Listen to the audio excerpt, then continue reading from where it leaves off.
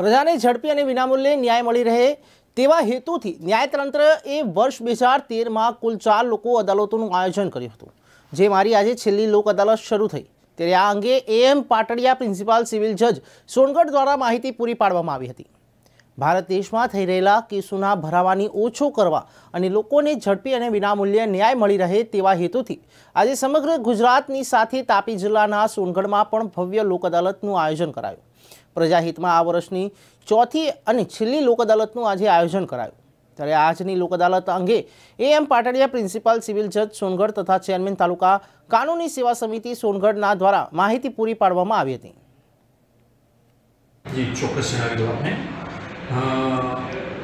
રાષ્ટ્રીય કાનૂની સેવા સત્તામંડળ કે જે દિલ્હી સુપ્રીમ કોર્ટ સ્થિત એક સંસ્થા છે જે કોર્ટ સાથે સંકળાયેલી છે તેની તથા ગુજરાત રાજ્ય કાનૂની સેવા સત્તામંડળ કે જે ગુજરાત હાઈકોર્ટ સ્થિત છે તેની માર્ગદર્શન હેઠળ તેની અનુસરામાં જિલ્લા કાનૂની સેવા સત્તામંડળ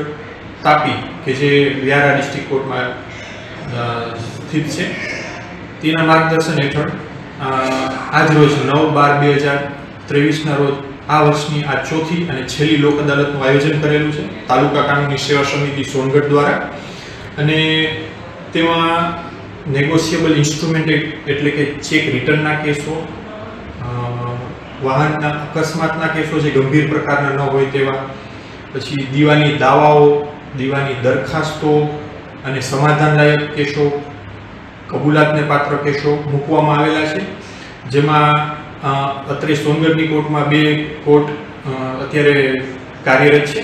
તેમાં પ્રિન્સિપલ સિવિલ જજ સાહેબની કોર્ટ છે તેમાં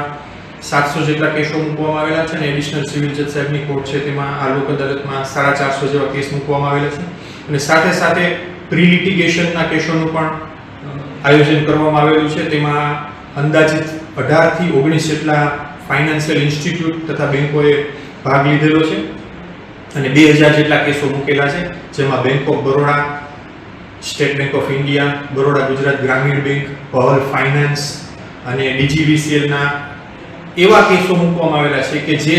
કેસ દાખલ થાય તે પહેલા એટલે કે પ્રી લિટિગેશનના કેસો મૂકવામાં આવેલા છે। અને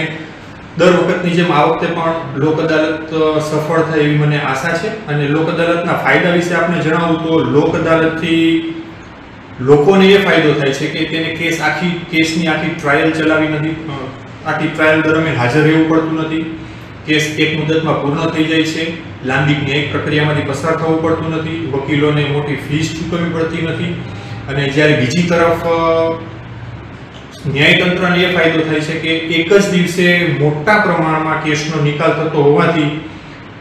ન્યાયતંત્રમાં કેસની પેન્ડન્સી પણ ઓછી થાય છે।